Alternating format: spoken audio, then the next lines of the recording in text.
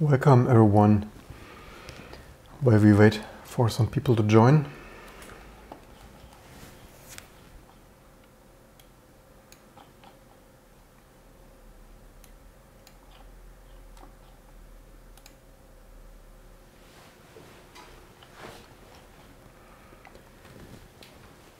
To start already the prologue, of course, welcome everyone also to those who watch this later archived video on demand. We try, among our other daily AAA videos and live streams, to do here each week here a tech summary, latest developments in bits and bytes in tech and the industry. So I try to do this someday during the weekend between Friday and Sunday. Still looking for the best time as well as what works for me. By the way, are we rolling here? I at least hope so.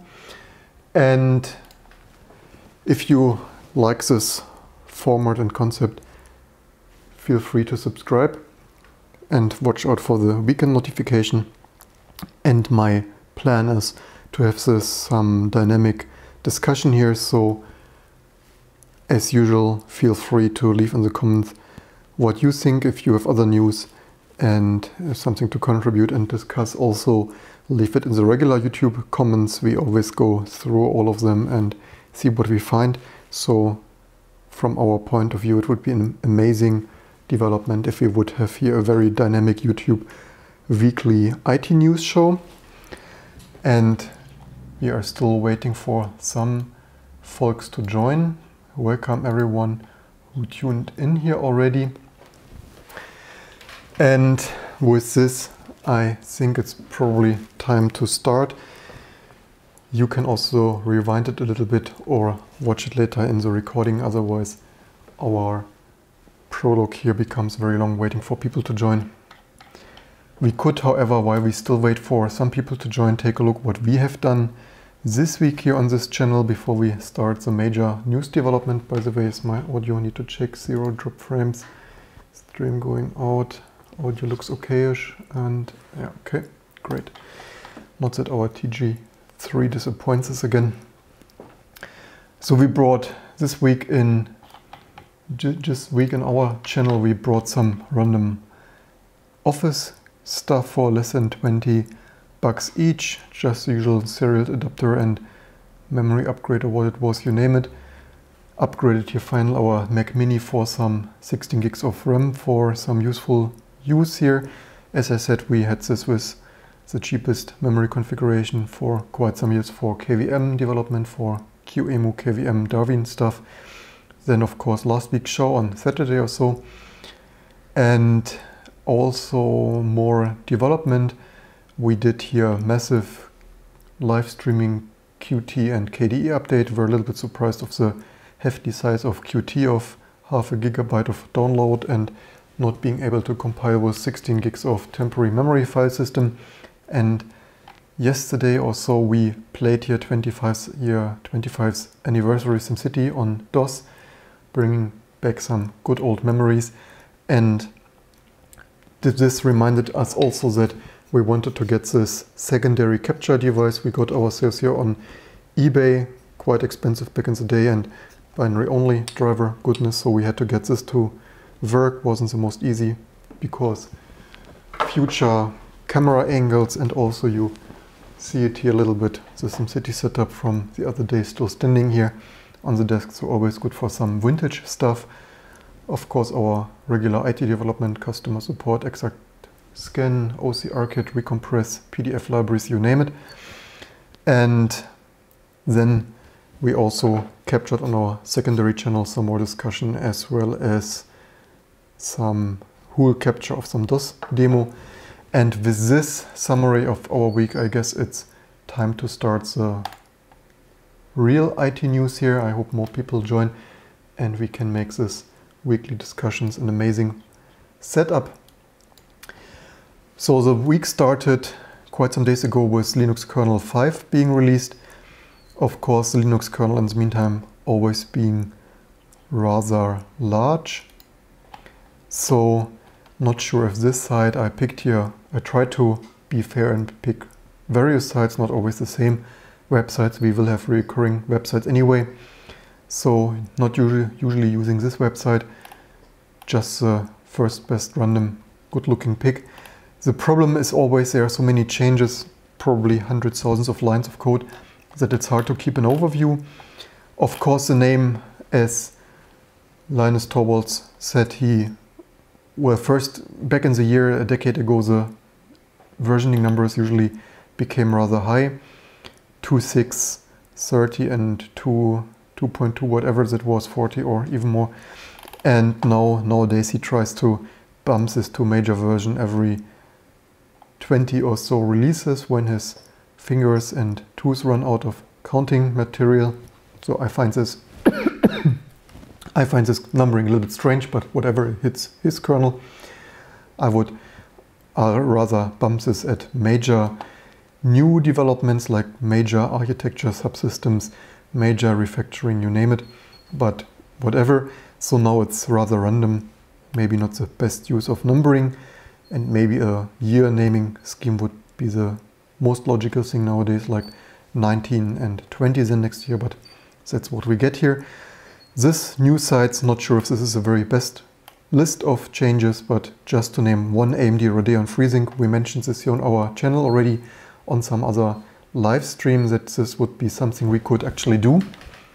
Some example code, some compositor, stuff like this. Of course, FreeSync being variable refresh, that your display is not refreshing with a constant 60 Hz, but anything dynamically between 40 and 120 or something is probably most common. And this, of course, improves the gaming experience with less stuttering and stuff, and also maybe in laptops, battery life and such, theoretically. And also support for Vega M and Nvidia Xavier display support, whatever that is, never heard about this actually. And some Intel Gen 11 graphics already, enablement, NXP, Allwinder, T3 somehow. Nowadays everything needs to be named T2, T3, Apple, Sun and stuff. Intel VTD scalable mode support, actually no idea what that is, maybe we should Google it. And yeah, then the usual stuff, of course, fixes all over, fixes, improvements, file systems, F2FS, X4, XFS, certainly BetterFS, here's BetterFS, file system restore support for, swap files, something that we also run ourselves into, but we usually work around it this with loop back mounting this file, work around this limitation. The limitation is actually that blocks of the file system could not be directly enough accessed and mapped. This was some internal API limitation thing with copy on write and stuff. So it's actually not a two-line fix, it's actually more refactoring to support this swap file. This more because the kernel needs more direct access to this kind of memory blocks to do this swap IO stuff directly, efficiently in the kernel. And yeah, actually surprised also that it worked with loopback interface. I read this, I would naturally not expect this. I read this tip somewhere and it worked for us. So usually we don't want to swap so much anyway, but even with 16 gigs of RAM, and especially like if you build Qt like we did, and you have a 10 GB temp file system, maybe even more than one, maybe you compile multiple things in parallel and you have multiple 10 GB systems for compiling Rust and Qt at once or something, then even on higher memory systems, tempfs and swap can be handy. I wonder why they list here. Well, this is why I mentioned in the beginning, not sure if this list is the greatest here. For example, retake something, as you see with our network outages here with TG3, this are just some random driver stuff, not really sure why this realtek thing here is so newsworthy, but something. Logitech high resolution scrolling support, that's actually something more interesting, something I myself run sometimes into, that I would like some more smooth and higher resolution scrolling on Linux. Maybe something for us to take a look on another video sometime in the future. And this reminds me also, if you have something, or if I say something like high resolution scrolling support and I don't come back to this in a week or two, you can always remind us in the comments below if you find this interesting and are waiting for this. Raspberry Pi touchscreen driver, x86 laptop driver improvement, whatever that means, maybe random stuff, not sure. This summary appears not to be the very best. Thunderbolt security enhancement, that of course is that Thunderbolt in form of the previous Apple mini display port thing, and the latest USB-C stuff is internally PCIe. So if you plug a Thunderbolt device into your PC or laptop, then you have this external device giving this external device full DMA access. It can bus master all your memory away, and there were security attacks already with this, so some attacker can go to some machine, plug in their Thunderbolt based bus mastering, DMAing, direct memory transferring all your memory away for later reading out all your email content, passwords, login credentials, and breaking even security stuff, copying security keys and whatever is currently in your memory. So you should keep this in mind when you plug some Thunderbolt stuff. This probably being some notification API for the user, and also default policies like by default not allowing busmaster DMA, and having the user like with some pretty XUI asking the user if this device should have more access or not, if it is trustworthy or not. And here FPGA board, whatever, improved power management, and yeah, just the usual list. You will find more, not sure, as this somehow doesn't look the very best summary, but that comes from picking random news from the web, and that's what maybe next week I need to research this more. If you, as usual, you can always leave in the comments here in this chat or later what is more newsworthy, and we have more to talk about anyway, so let's continue with the next news I picked here. And what I found, again, this is just my personal collection of what was standing out this week. Here on Slashdot is a news of someone, Cringely, whatever, Cringely's final predictions, Apple becomes a financial service and hedge fund. And I find this newsworthy because I have for a very long time running this thing on Twitter. Oops, this was not Twitter. So I post for quite some time. I call Apple out for, this was very smart. Can we search on Twitter without being logged in otherwise? Anyway, let's then open here one more non-private window. And because in my opinion, I was using Mac machines for 15 years. In the beginning, PowerPC, I threw the Mac OS CDs, optical media stuff into the trash and was using our T2 for PowerPC development. And it's of course funny how I want to type Twitter and this always keeps completing to T2. So much to priorities. And one thing I call out Apple in the last years, because not only do I not like the hardware, I also see with my personal use, because I still use Mac OS for the desktop half of the day for our commercial Mac development, and I really call out Apple for all their bugs, because each day I see bugs, stuff crashing from even simple stuff like Safari, or the other day even text edit or text viewer, what is it even called? I start to forget. I use so much Linux that I start to forget the bundled Mac program names, but literally everything crashes here. Also the terminal crashed when I was doing some Linux maintenance. I kept some stuff scrolling. Alright, this was debugging our ADAT graphic card or stuff. I had some debug stuff scrolling, so my Linux kernel debug output crashed the terminal with flooding it in here, you see, and platform mem move. And yeah, even terminal stuff you crash, and even plugging in the display crashes. This was just, you see, February 25th. It is however not date sorted, so you see here March 2nd. This was just our ADAT debugging, and you name it. So this is my, if you want to post macOS Apple bugs, please use peak bugs. I like this hashtag quite a bit, and I find this noteworthy because this is also my personal impression that the quality is going down. Also, when you look at this, of course you cannot compare this, my life over a decade ago when I purchased. But there you see, even as a student, I saved so much money that I purchased an overpriced PowerPC iBook because I wanted to have a stable machine for Linux and also PowerPC. And nowadays I would have enough money, but no one can pay me enough to spend money on Apple hardware because peak bugs and missing ports and dust stuck keyboards and stuff, you name it, and iPhones with missing headphone jack and stuff like this. So I will not even buy a new iPhone and stuff like this. So even, well, I'm not really a fan but quality hardware user, but obviously I see that this is not quality hardware anymore.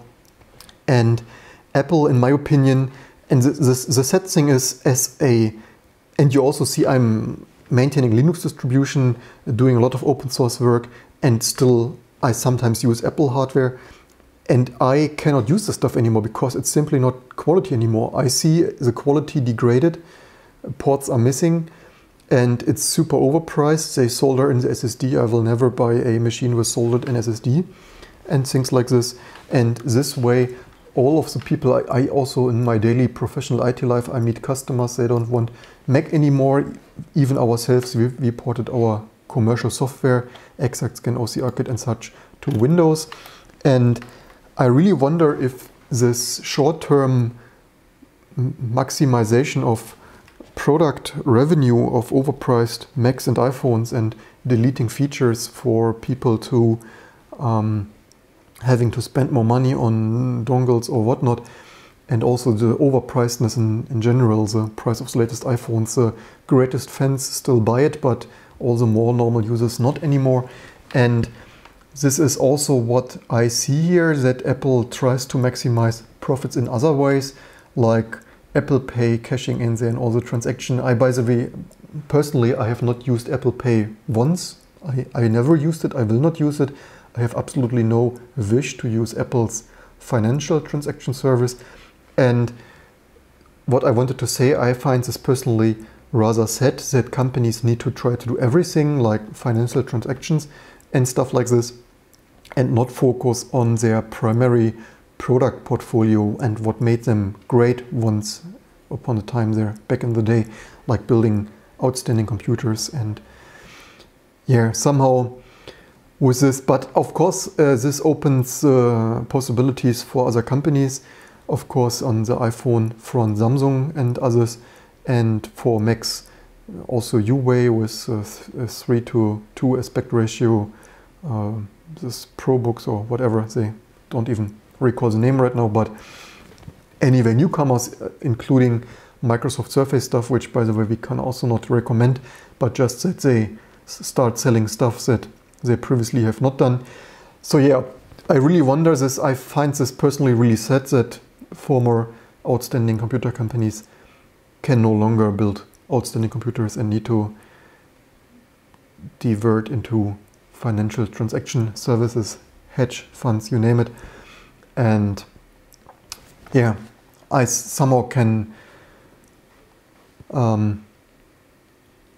see this happening in this way, and maybe leave in the comments below what you think about the situation there. Probably most of our subscribers are not the greatest fans of at least current Apple, but maybe leave in the comments below what you think there. By the way, is our chat working or nobody writing something today? As I said in the beginning, always leave in the comments if you have news, what you think and stuff like this. And then we mentioned during our last bits show that there is new development regarding USB 4, that Intel donated the Thunderbolt specification to the USB implementers forum, and that now that I point to the comments, I come back to the last news in a second, and maybe I come back to the comments now. So audience asks, Loop or so, how do you feel about the new Mac Mini? Ironically, we are streaming from a Mac Mini, the older one, the quad-core from some 5 years or so ago. The Mac Mini makes, so in general, I'm not feeling good about the Mac hardware, that they are so rarely updated. The Mac Pro was very long time not updated. Now it is again super old, besides that this trash can Mac Pro was not the most loved anyway to start with. And the Mac Mini is the same. We purchased our Mac Mini, so what we are streaming from is a 6,2, I think. Actually, I could theoretically look this up, as we are a professional IT show where we can do stuff. Question is not to type in my root password. Firmware, is this DMI, or yeah, it is tables. And so this is, oh wait a second, this is somehow not unwanted. CD. So this somehow, wait a second, this is not what I really meant. Anyway, this is, by the way, actually, Ines could show this.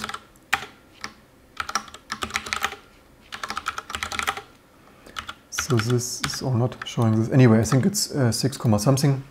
And we brought this when it was the last weeks of this quad core, when they, before the current Mac Mini bumped the, released a new model, and the new model didn't have quad cores anymore. So there was, after our one, there was a generation where they only had dual core with 4 threads, I think. And even with our ones from 5 years ago, 6,2 or so, the quad core was only the server version. The more regular version for regular users was also dual core with, of course, hyperthreading, so 4 threads, but dual core. And that one was using Nvidia graphic, I think, and as you all probably know, we don't want binary only Nvidia junk.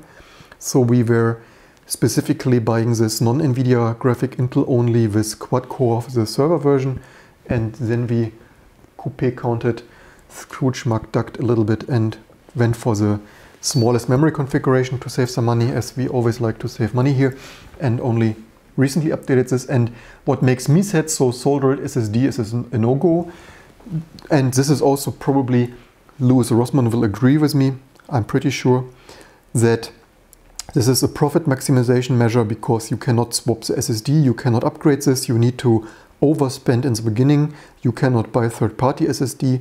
The SSD prices, by the way, are enormously fallen the last month, so like half the price or so now SSD, and Apple never updates their prices, so you very much, when this Apple stuff is new, you overspend for flash, and now with half the prices you basically probably pay 4 times as much as other AAA brand quality SSDs from Samsung and Intel and stuff.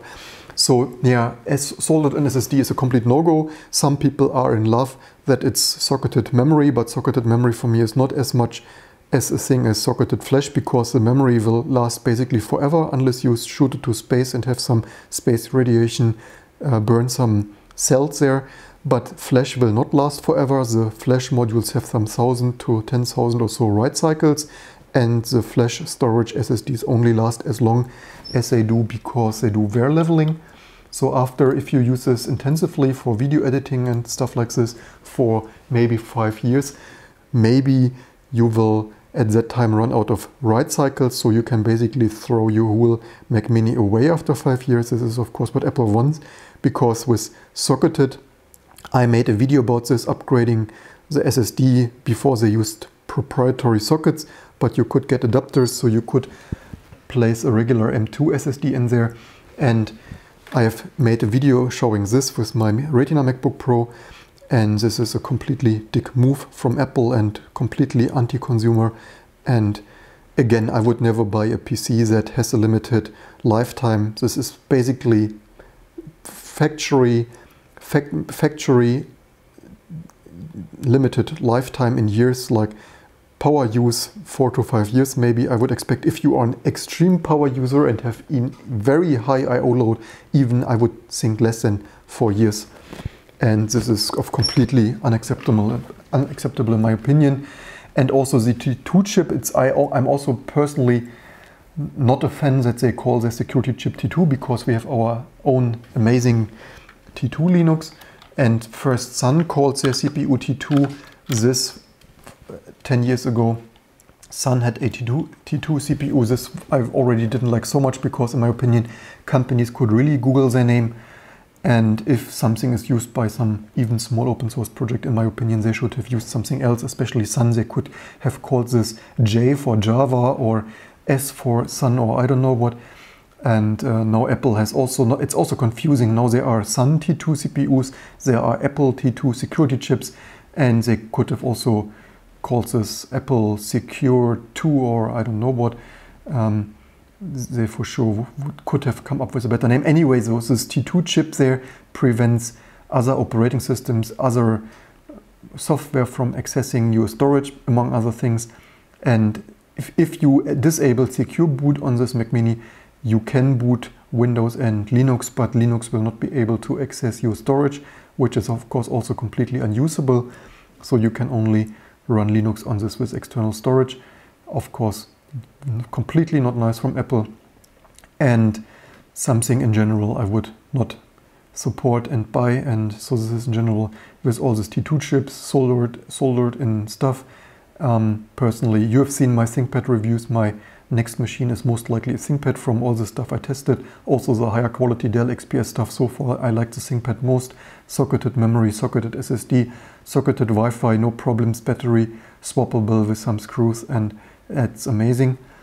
And also some models spill proof and stuff with holes in the keyboard, so channels that the water runs out, not over your silicon, with electricity running through it and stuff like this. So yeah, so that's my long 2 cents about the latest development of Apple hardware.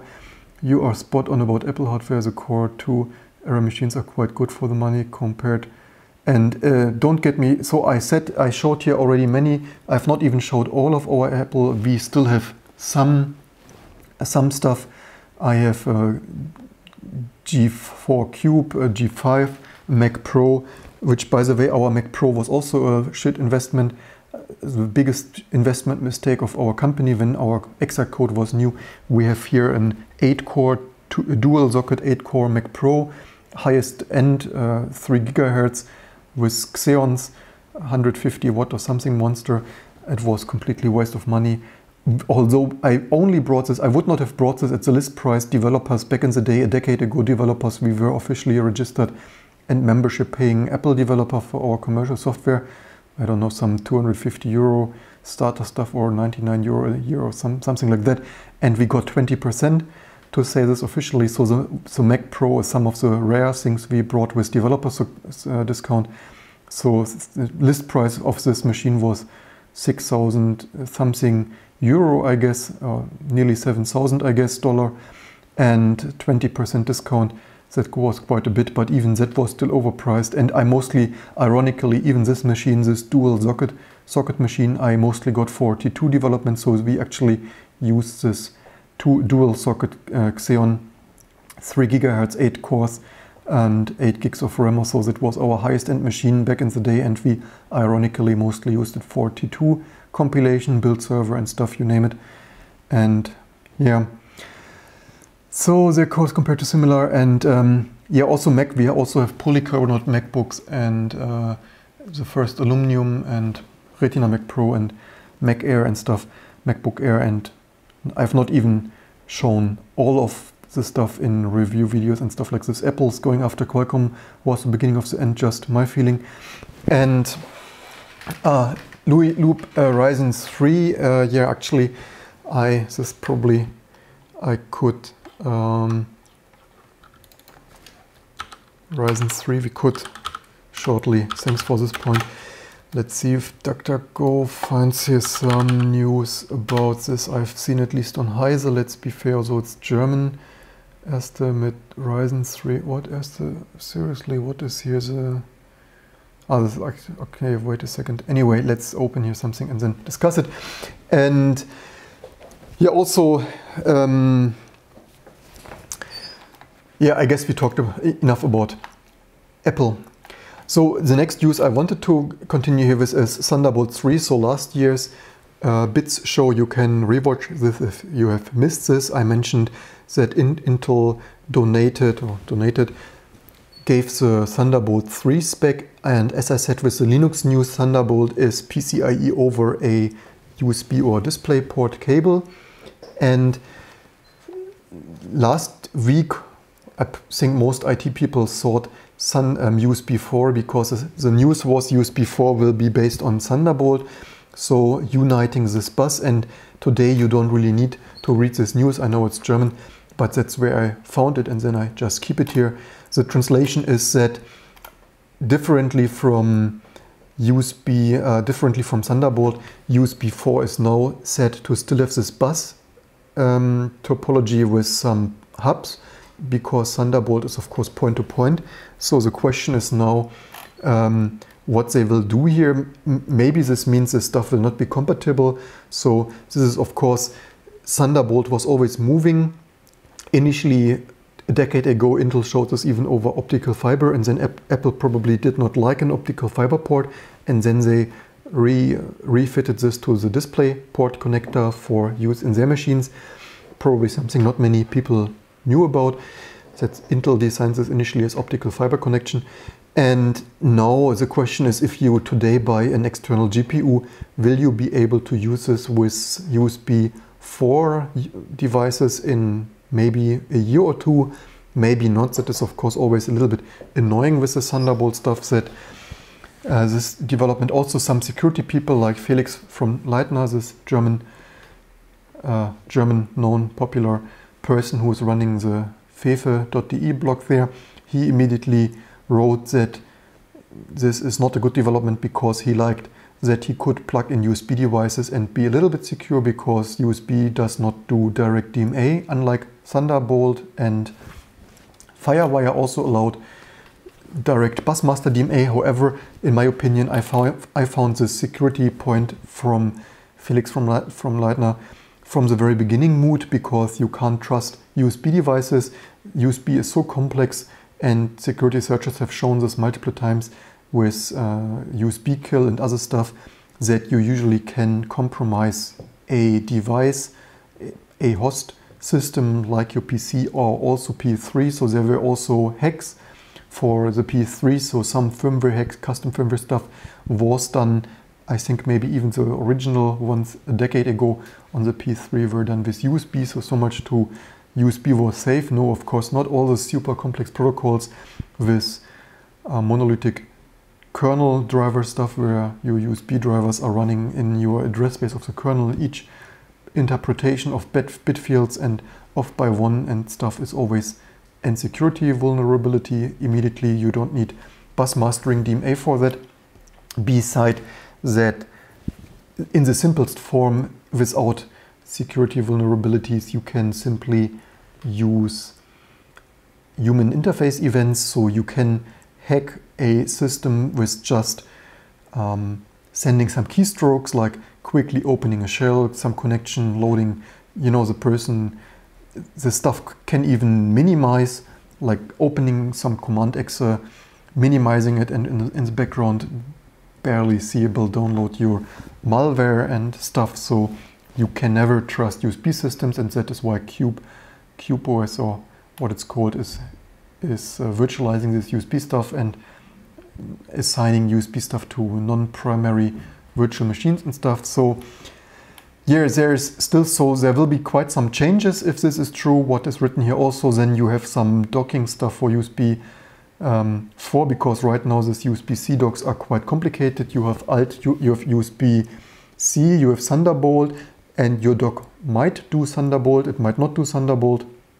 And then you have additionally the alt modes, power delivery, and alt mode for audio and display ports. So USB-C is super complex, and it looks like it will become even more complex with even more changes for USB 4. So of course, as usual, nice to see performance developments, but not nice to see all this compatibility nightmare. And in my opinion, some stuff should also not simply have been done.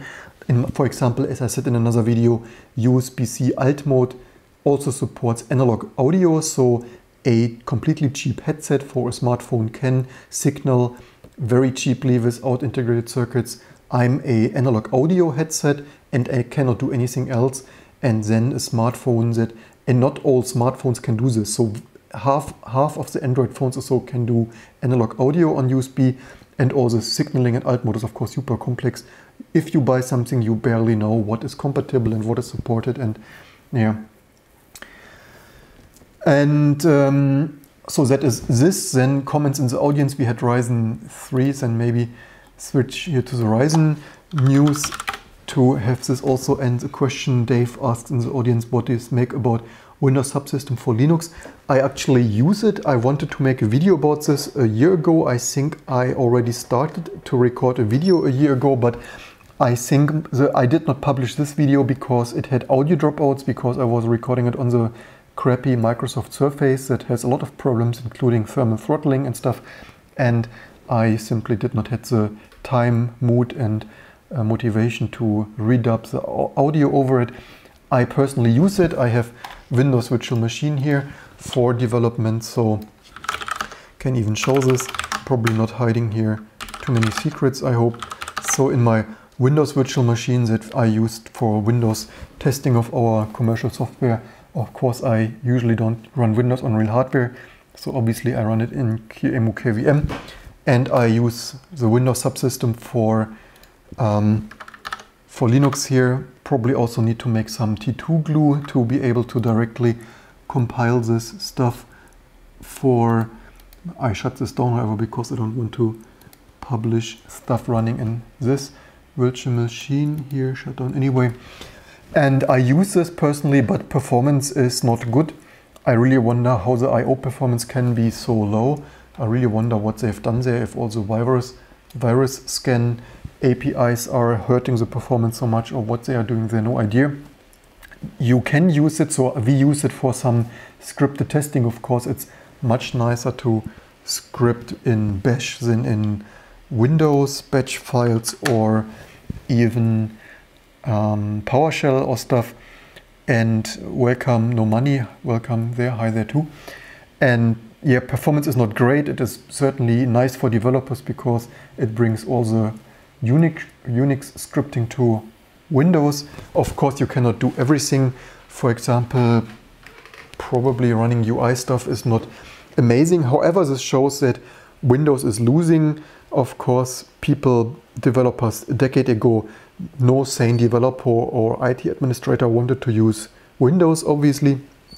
And it shows that the open source Linux stuff is winning, and Microsoft had to do something to make sure not everyone, all the last lemmings, are jumping from the Windows ship there.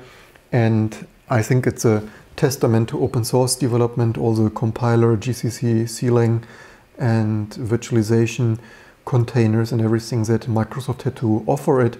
Because if all the open source, not only Linux but also BSD, Dragonfly BSD and stuff, and CLang and stuff, has such a market share nowadays also on web servers and stuff, that Microsoft has to react, and otherwise they would lose too many people, is my opinion. And of course it's also helping us here with our little Windows software we are doing just to maximize our profits a little bit. But yeah, it's not amazing. I/O performance is a little bit more, but better than nothing. And yeah, maybe if you have more questions, maybe I should finally do another dedicated video. And maybe also, because right now I'm actually using the Ubuntu, the official Ubuntu download thing there. Not a huge fan of that. And I probably should also make it compatible with T2, so some Windows Subsystem T2 release stuff another day. All the stuff we can do here, and what we do this channel for. We will continue to do interesting things, not only play SimCity. Let's see, where is our news here? I saw here something regarding Zen 3. This is what I wanted to look up here, but of course, as usual, when you look for something. So Ryzen Zen 3 is on the horizon. I can already, because this was here from the question from the audience. Let's see if I can find the news while I talk about this. So this is of course right now the first generation, and we made a Ryzen build here already, mini IT export. We showed it here on multiple occasions, and the current AMD Zen silicon is of course the Plus version, the not major architecture, but just a little bit improvement, latest bug fixes, and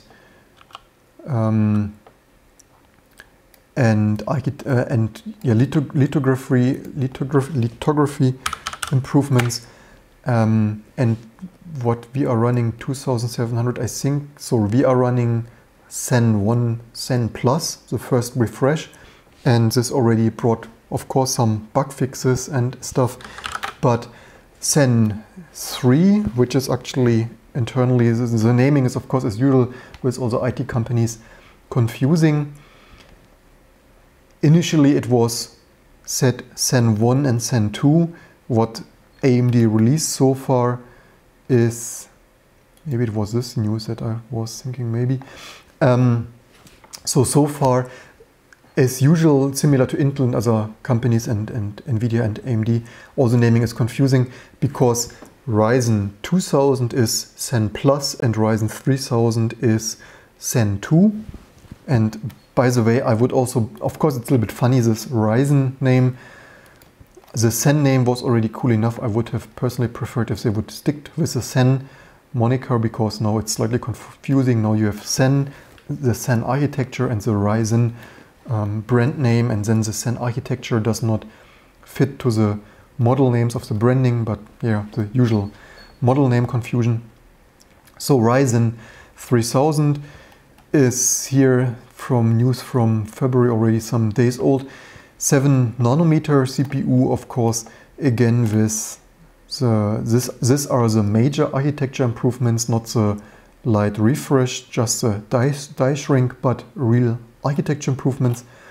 And there is also, was there not some Ryzen coming earlier, I thought, but maybe I mixed there some data as I did not look this up specifically for this news. We are completely satisfied with this performance. Also, we preferred AMD CPUs already a decade ago, because a decade ago the AMD hardware virtualization had better performance, the SVM, secure virtual machines, because Intel did not only not virtualize the real mode in the first silicon, so booting systems was extremely slow.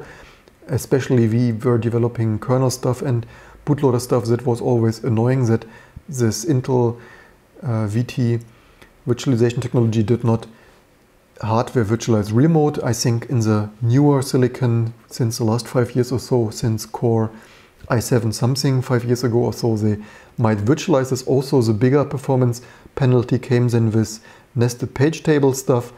This is something, so AMD SVN better assisted the hypervisor with virtualizing the nested page table stuff for the page tables of the operating, the virtualized guest. And with this performance, virtualization performance of SVM historically was way better, less overhead on AMD. This is why we usually preferred it, and we continue to use it here, the new Ryzen, already on our computing nodes, and we are very much satisfied. And we even were running Phenom systems just to support AMD, because we always like to sometimes also make strategic decisions and vote with our wallet and not contribute to a more monoculture of just Intel CPUs. Of course, we are aware that the pure single-threaded performance of Intel CPUs can be better with latest systems, for example gaming, but we usually do massive parallel stuff. So for our massive parallel stuff, the multi-core Ryzen and Threadripper and EPYC systems are better performance for the money for us. Very much looking forward to that. Yeah, I think USB 4, I think I was done with that news. Probably forgot closing this. Speaking about CPUs, there is a new security vulnerability in all Intel chips. Of course, how should it be differently? And the new spoiler attack, of course, a nice name. I really love the latest naming of security vulnerabilities. Spectre meltdown, spoiler, you name it.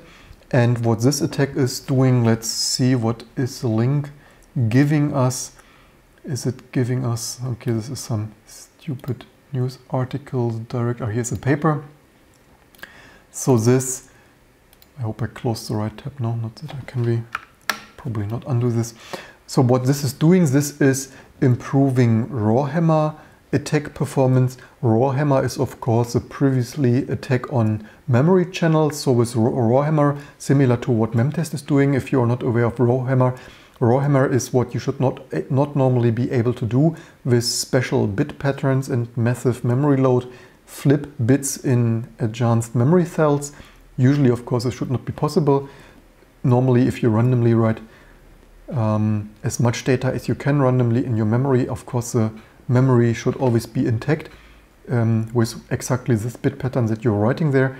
But the Rawhammer attack a year or two, probably already 2 years ago or so, has shown that it is possible with some memory modules and controllers and stuff to flip advanced memory cells.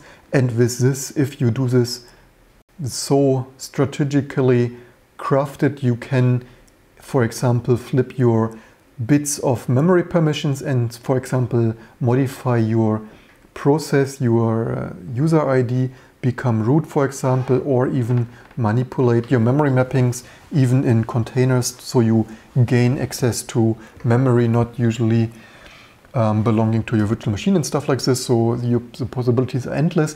This Rawhammer attack is relatively computational expensive, writing quite some memory bit patterns there until you flip the right bits. And apparently the spoiler attack, so the latest one of this week, allows to optimize this. So they are, when you read this article, you will find that they can refine this Rawhammer attack with this, what exactly was this, already some days ago that I read this, the memory, right, the processor memory order buffer.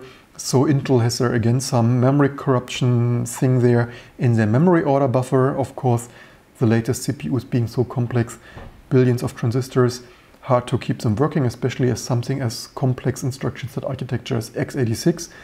And I said it in other videos already before, maybe we should design in the meantime processors so that they are more massively parallel and with more simple cores, that they maybe have less bugs, like similar to the P3 was designed. Of course, I don't want to say that the P3 has the most outstanding performance, but maybe a setup like this with 1000 massive parallel simple cores would be preferable, especially with modern artificial intelligence tasks and gaming and stuff. I said this also already with the Nvidia GPU, that I'm completely not approving their closed source nature. You see my videos probably occasionally every other week developing there on the P3 stuff still for open source GL Novo 3D acceleration on the P3 RSX, P3 RSX of course being Nvidia, and we have the same problem there, that this is nearly Nvidia NV4 series from a decade ago. And what the Novo developer see is that without a spec, obviously you need to reverse everything, and then you cannot as flexible program it. And what I always say, my recurring theme here on this channel, is that I want specification. In my opinion, as a programmer, it is completely unacceptable that we have silicon that we purchase for good money and we cannot program it how we want. And this is why I said maybe some setup, and as always, takes this with a grain of salt. This is just my opinion, my free thinking here. And maybe we would have an even more outstanding software ecosystem and development, and also development and drafting of new technologies like artificial intelligence, if we could program this silicon more freely, because of course artificial intelligence with simulating neural networks and such, you do this massively parallel, and this is where you use the 2000 or so compute units on a GPU. And if you do not have the specification, you cannot directly program it. You can only do what the vendor offers you with OpenGL, OpenCL, CUDA and Vulkan and stuff. And of course all the stuff has overhead, as you see with the PS3. When you directly program it, you can get much more graphic work out of the same silicon than when you have some Windows GDI stuff. This is of course why Vulkan was developed, for less overhead and stuff like this. But the problem is, of course, when we want to write an open source graphics stack there for Linux and BSDs and stuff, we need specifications. It helps little when the vendor says, hey, use our amazing binary-only driver. You can't develop it, you can't improve it, you can't debug it, you can't port it to Haiku as alternative desktop OS, you can't port it to BSD over something. You see this with this frame grabber here that has an amazing, not open source, non-open source binary-only driver. Took me a whole afternoon to get this piece of non-open binary-only crap junk to work and stuff like this. And yeah, maybe when you see security issues like this, maybe we have taken the wrong path of overcomplicated, complex instruction set architectures. Maybe some CPU, a more risk CPU with massive parallel cores. Of course, the per CPU, per instruction throughput on a RISC core might not be as high as on those complex instruction set CISC cores of Intel.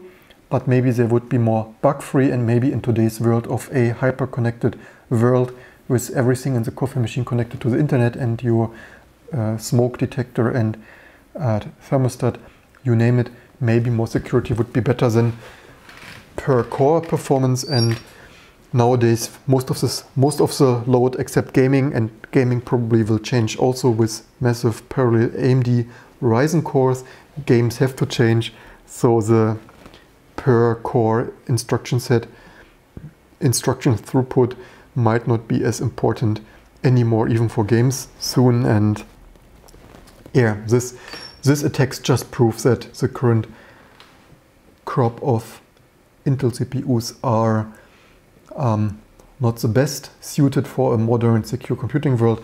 And also we see that maybe Intel was a little bit cheating. Maybe AMD CPUs were a little bit slower because they were implementing the stuff more correctly, and maybe Intel the last decade just got away with over-optimizing and breaking stuff, and only now people realize, the more we research, the more we see how broken this stuff is. And then you see in this memory order buffer and speculative execution, we eventually find that stuff is not working as reliable as it should be when we look too closely. And again, this is just what we see with Nvidia also, that we cannot look closely enough for this GPU for Novo. And when you take a look at Novo code, the Novo 3D code even has codes. I showed this already, probably, maybe, by the way, I can close this tab then. By the way, to give those people credit, this is, by the way, researchers from the institute there in Worcester, MAUSA, and University of Lübeck here in Germany. And with this, I could probably try not to make this live stream too long, but we could try to show you what I mean in regards to Nvidia, because this Novo code here has some interesting comments. Not sure in which file exactly they were, maybe somewhere in one of those, because I found here interesting comments from Novo developers who have here comments like optimizations, like jump instructions were not very fast, and the Nvidia compiler is, for example, avoiding jump instructions if the loop is less than 256 instructions and stuff like this. And maybe here all instructions appear to be able to modify one or two conditional. Yeah, maybe it seems to follow slightly FIFO command. Maybe here, maybe not. Anyway, if you look in reverse engineered Novo stuff, you often find interesting comments and limitations. And maybe this is also why Nvidia doesn't want to release specifications, because they would need to write in too many things. This is not working, this is not working, do not branch instructions are super slow, avoid them wherever possible, only use, or this was not, actually it wasn't branch, it was loop. There is a loop instruction, and maybe this loop instruction has such a penalty that it's not worth to use it if the loop body is less than 256 instructions or something like this. And maybe here, conditional branches archived by using conditional test. There's not a dedicated looping instruction, but this can be done using subroutines. Yeah, whatever, you get the idea. Welcome Devin V, by the way, and Danny, much appreciated, to our weekly IT news show. And yeah, if you want to learn something always interesting to read open source, and you usually find interesting comments there of stuff that is broken, not really working, and yeah, but I rather have specification. Even Intel has plenty of erratas, so even the Intel CPUs are known, or also AMD and Cyrix and stuff like this, or actually VIA.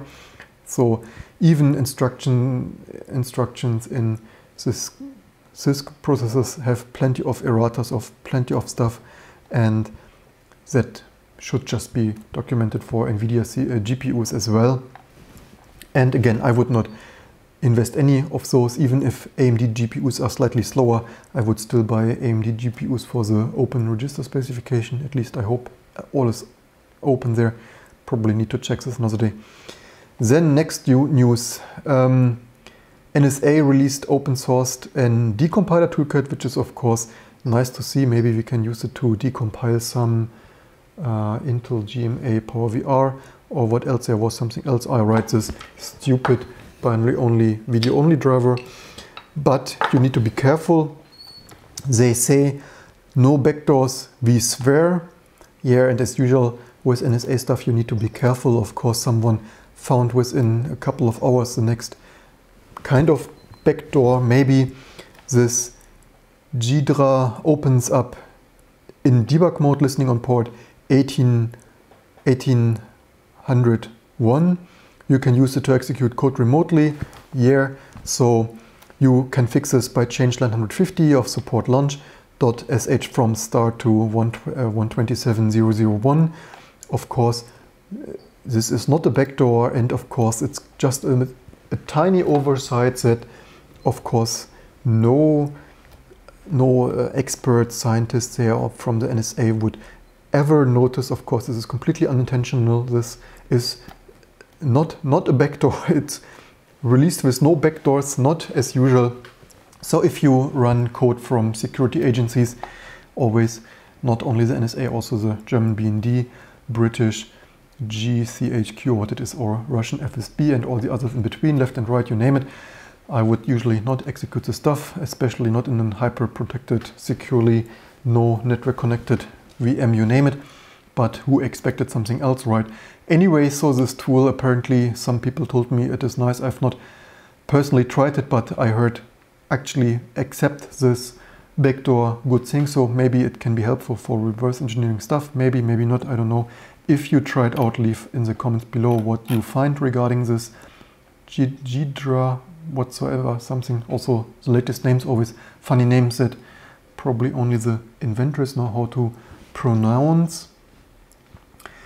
Devin writes, he is a fan of ATI and AMD. I still prefer AMD. Yeah, nice to hear. Same for me. We also have, by the way, even this board here on the table, AMD DX40 that we played SimCity with.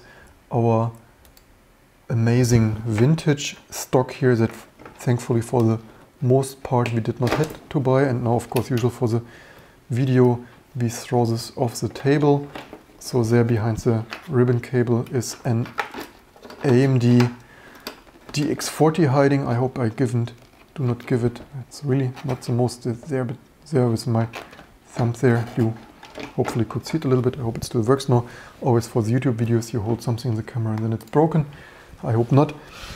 And yeah, although our first system of my father's, I said it often enough, already had an Intel CPU. I grew up on an Intel SX25.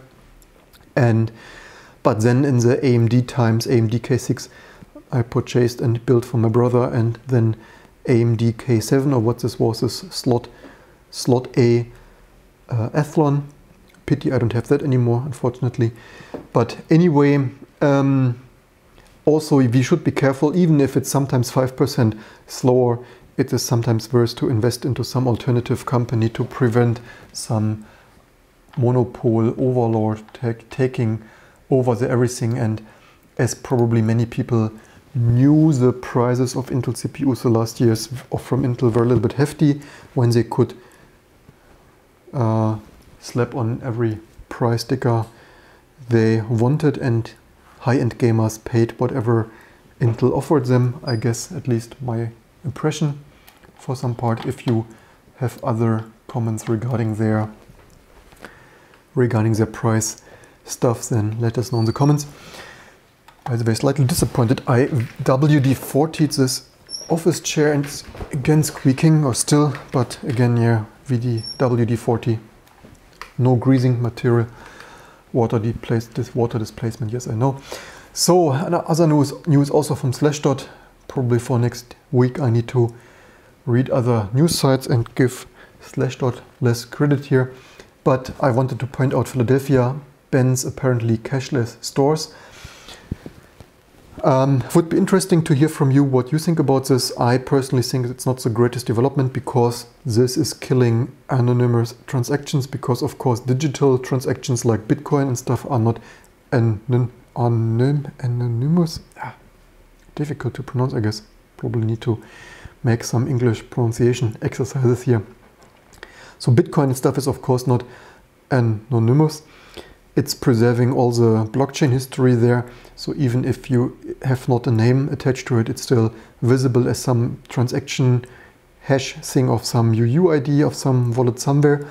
And even if you are not thinking Bitcoin, of course, all these transactions of Visa and things like this, Visa, MasterCard, are recorded. And this is of course killing those anonymous transactions entirely. Not really sure if I'm the greatest fan of this, and not that I would normally want to buy things, no name stuff, but I actually personally still use cash quite a bit. I just in the regular supermarket for the daily coffee, milk and yogurt and stuff like it. And I think there was even a study recently that cash is faster than this other payment, often waiting for transactions and stuff. Cash faster than credit card. Maybe it was also in Slashdot or so. There was a new study, and cash, yeah, you see, maybe you Google it. Don't want to give any of those side credits now.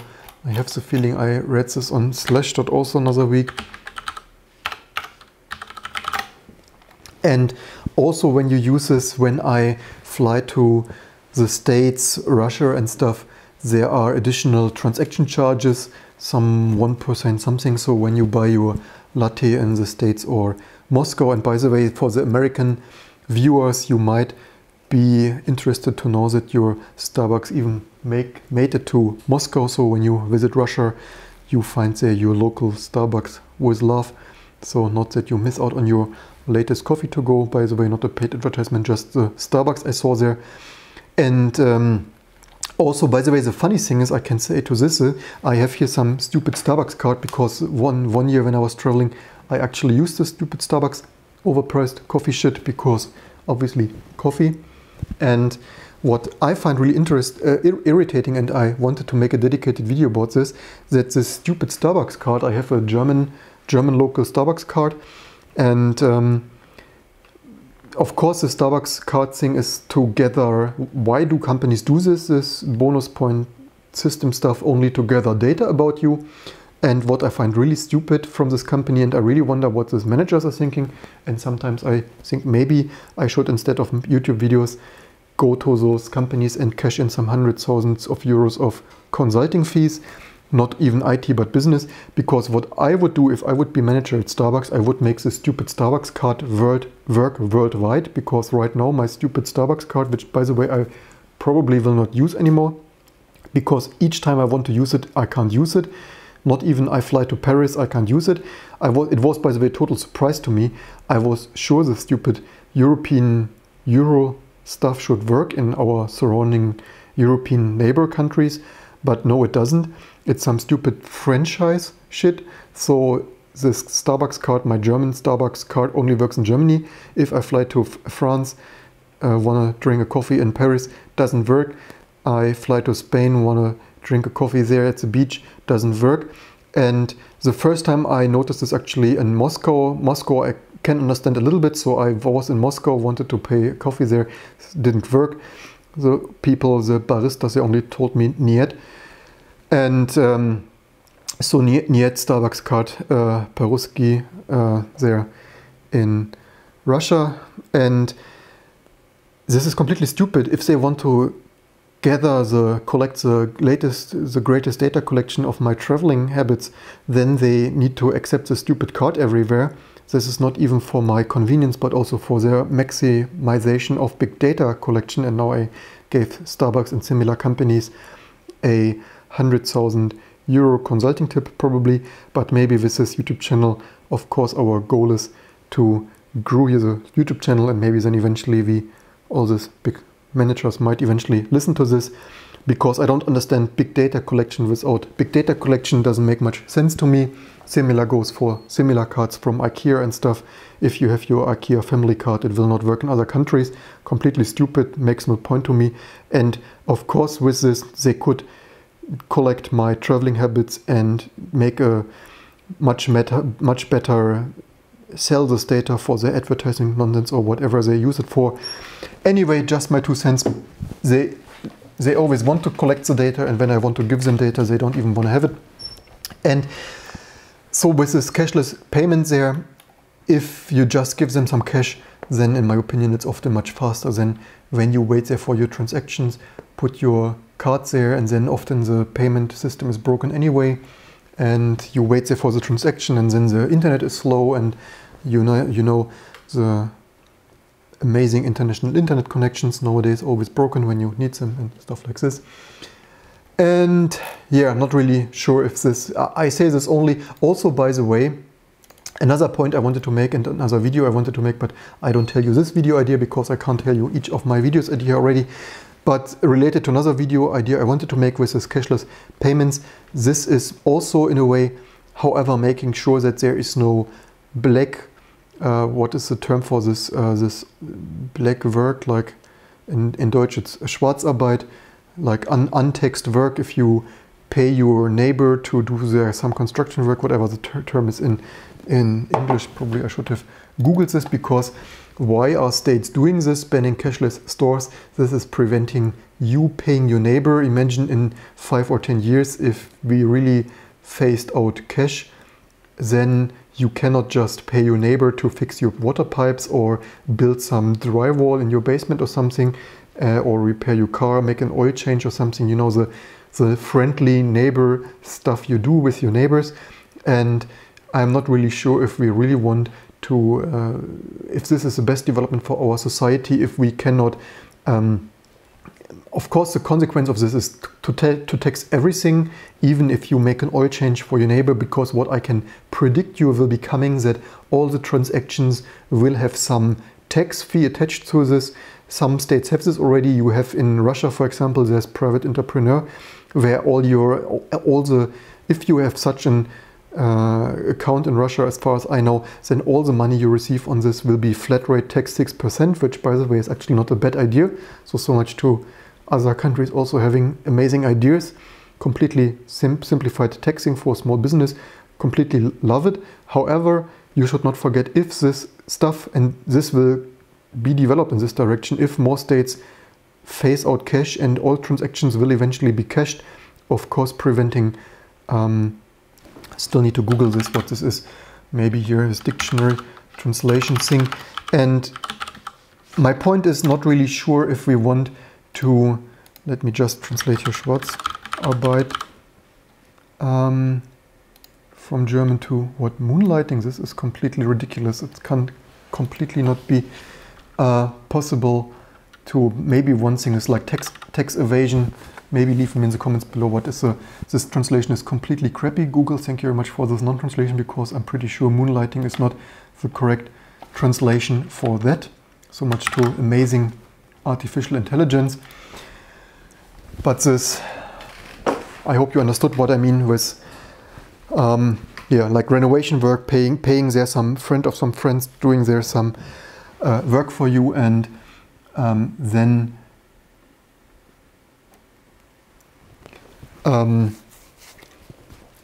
this will be the consequence of this development, and not sure if we really.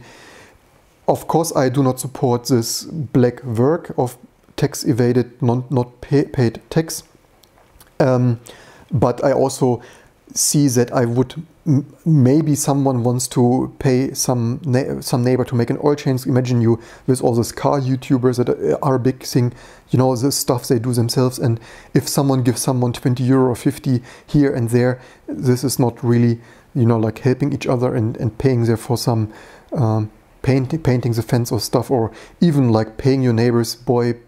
Not that I want to endorse child labor here, but you know, all this stuff that young people also want to do. I mean, not like they are enslaved for this, but like I back in the day, distributing newspapers and stuff like this, and cashing in some money to be able to buy some PC game and stuff like this. So yeah, not really sure if this is a most amazing development.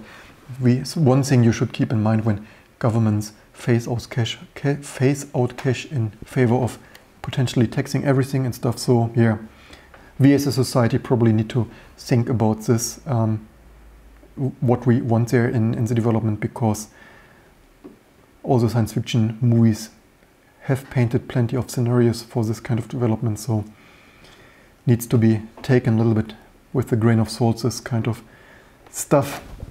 Probably I want to have another screen, maybe close this here, really not to have this long on the screen. So Dave writes, is there any good RAD, probably rapid application development tooling for smaller business apps, e.g. Visual Basic, probably too long talking. WinForms, I can throw a small app together for a client, but the equivalent in Python takes much longer. I think there is something like Delphi kind of, at least I've seen 10 years ago. The question is, do you want this natively or web application? Of course, probably nowadays a lot of developer and stuff usually prefers web development. What I probably can make, so I'm not the best expert to ask for this. However,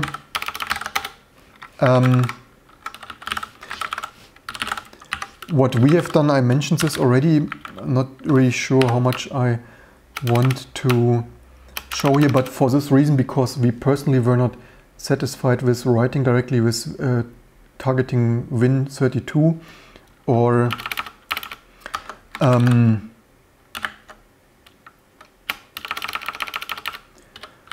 even because we ported our software to no, this is compiling this. No, it's not what I wanted, but hope it compiles here. Okay, and my own software is not activated. Amazing. Because we have written our own UI system, and I'm still thinking maybe we should actually sell it. Can I, by the way, is this something confidential? Maybe partially. So much too. Just showing here something randomly. This is less confidential. So we have actually written our own UI toolkit.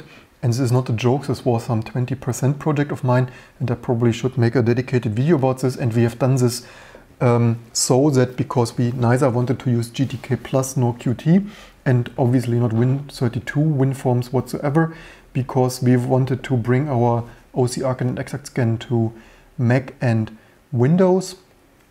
And this was a 20% project of mine before I made YouTube a 20% project of mine. And we basically, so what this is super small. This is just some 10,000 lines of code and just the bare minimum of what you need for a runtime environment. And this is actually scripted in Lua. This is probably why you have seen me using Lua so often. And let's see, can I, okay, test here.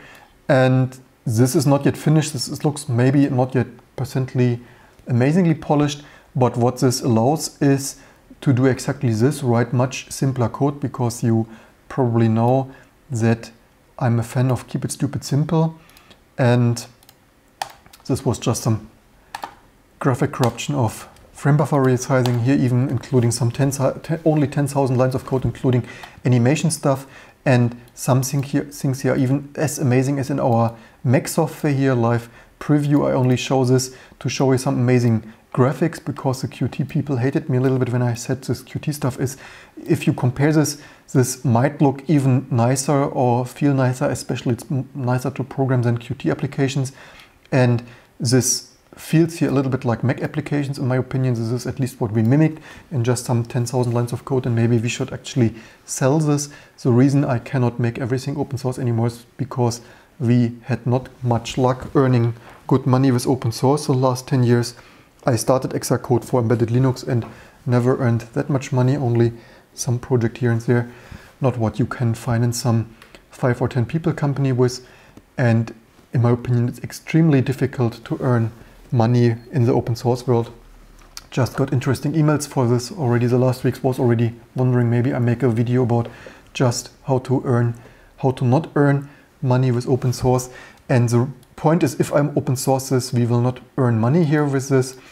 And yes, it might not look amazing because we are a small company, just a couple of people here, and this started as a 20% project of mine and still can be refined. And nonetheless, I think it looks already relatively good for a 20% project.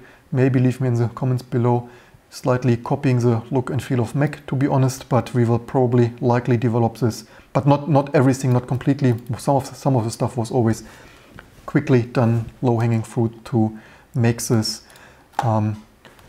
working as fast as possible. However, this, even in 10,000 lines of code, this supports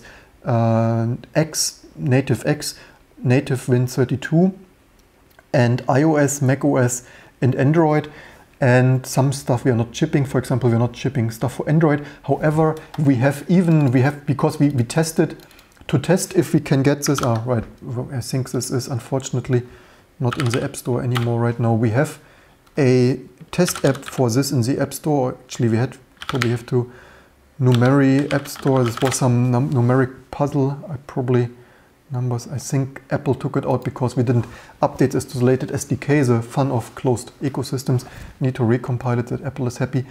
And so this works for everything, and we tested if we can get this in the App Store because Apple is notorious for rejecting stuff for no good reason, and because this is then not using Apple's UI toolkit and only drawing everything natively.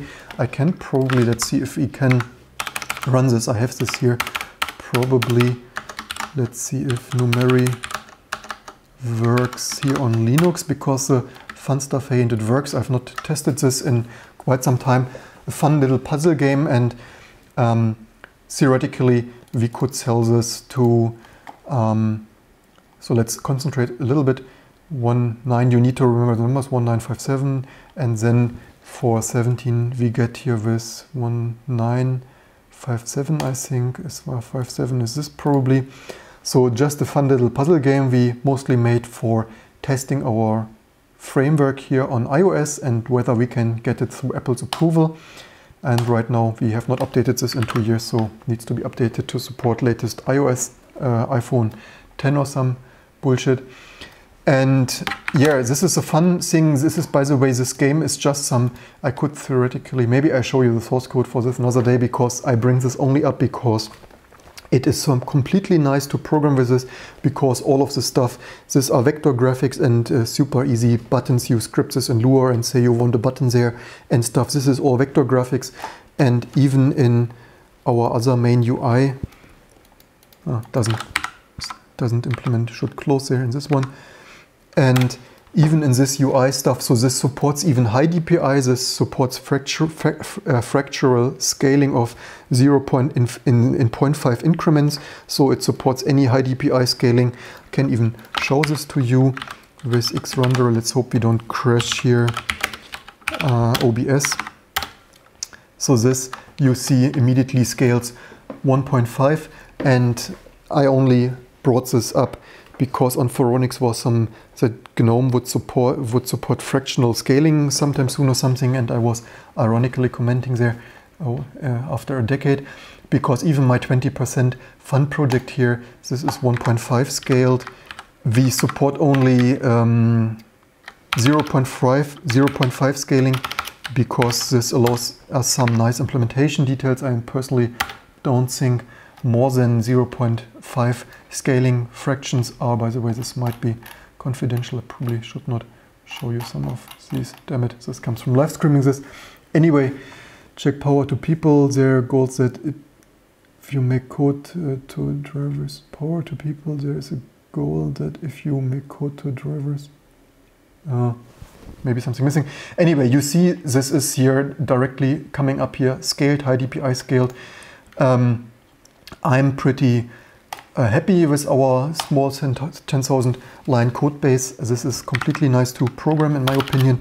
And if I open source this, I don't make any money with this. So if to grow our company to more than 10 people and grow our channel and stuff, I probably have only a chance to commercialize this. And you see all the things that might not be immediately visible on our website. Shameless self-promotion plug here, but we need to earn money with something. Maybe leave us in the comments below as usual what is your opinion with earning money with open source. But you see that we have open sourced a lot of things, not only our Hool T2 distribution. By the way, is there something that should not be visible? Hopefully, probably not. So you see that we open sourced a lot of stuff. We have done open source T2 Linux for 2 decades. Exact Image is open source. Exact Audio, the successor of GSMP, multi-track recording. I maintain Mini SED, the original SED from Eric S. Raymond. Multiple other stuff left and right. And there is only so much we do. SGI Octane stuff, PS3 re-enablement, maintaining rebasing code here and there. There is really a limit of what people can do. I most likely do already magnitudes of too much of work for free open source. So if you have ideas how to make a living from open source, as usual, love to hear from you. Leave us comments in the text below. But yeah, I probably will make a video about the situation with open source because in my opinion this is unfortunately not sustainable. All the people who do the most work there earn nothing, and the companies like Google and IBM become richer and richer, Amazon and stuff, you name it, even Apple and whatnot. And yeah, last news pre-collected of this week is in epic fail, Meizu or whatever pronounced, $1,300 portless phone gets just 29 pre-orders on Indiegogo. I wanted to point this out, not because this is the most prominent company or project, but this also was on other websites, maybe even Slashdot or so. And I find this newsworthy because I'm not a great fan of headphoneless iPhones, as I've shown previously, still rocking a 4 or so 5-year-old iPhone, or what the 6S is, the last with headphone. And I will not buy a phone without headphone jack for my traveling comfort and plugging in professional headphone studio gear, you name it. And also the point is not that I cannot afford it. I actually have at least one. Actually, okay, I have one completely crappy Bluetooth phone from 10 years ago that I'm not phone headset that I'm not using because it was so crappy. Oh, and wait a second, I even have 3. I have the original Apple Bluetooth as decoration material here on my desk, even on the other side. So I even brought the original Apple Bluetooth headset with the first iPhone here. And this thing was an epic fail. Few people have this. This is why, unfortunately, the rubber fell off here. Would be, this was also $170 or so, I think, would be amazing decoration collector material if this bloody rubber ring here would not have disintegrated after 5 years. And this bloody headset of Apple's, €170, I guess, no less, 10 years ago for the first iPhone. And it was a bloody fail. And why should I constantly buy bloody fails from Apple? And then Apple also doesn't need to wonder that people are not dissatisfied with their stuff anymore. And this bloody shit here, sorry to say this and swear here, but this is really the biggest piece of crap I purchased in the last decade probably. The quality was completely up the mill. It was completely noisy, blocky, had dropouts. You could completely not use it. If you phoned someone with this, he could barely understand you. The microphone was crap, noisy, there were dropouts. Of course, mono, you could not even, obviously not listen stereo music because this mono sound with Bluetooth, small bandwidth or something codec or small complexity codec or what this was. Completely crappy mono sound, even more crappy than crappy. You could, again, you couldn't listen music because crappy mono sound. You couldn't call someone because completely the most crappy call quality. And not even a nice museum piece because this bloody rubber rings are disintegrated. And I then pulled a little bit because there were some pieces falling off of it. And again, I did not even use it. So this bloody rubber rings are disintegrated while laying on my desk as museum piece. So much to the amazing Apple quality. And yeah, so I have this piece of shit. I have another piece of shit from Yabro or something from 10 years ago. Some stereo low quality piece of shit, overpriced Bluetooth nonsense. And I have one really nice one, the Sennheiser Momentum 2 noise cancellation headset. I made a review video of this. This Sennheiser thing is really amazing. That is the best one. It's not like I don't have Bluetooth crap, but I don't want more Bluetooth crap. And the point is also some people lose their headsets. For example, my girl, unfortunately, she is always crumbling her Apple headset into the purse and such, or what it's called in English, handbag. And also sometimes some people lose those on travel and such, not like me sitting in the office the whole day and all the stuff looks pristine except disintegrating rubber stuff. And people who have a busy life, who fly each day, they lose a headset every now and then, especially the non-wired Apple wireless headsets. They lose them more often than not. So, and also the cable disintegrate. So from busy people who smash this headset into a traveling business bag each day on an airplane and such, the cable breaks, they lose the AirPods. I've met so many people.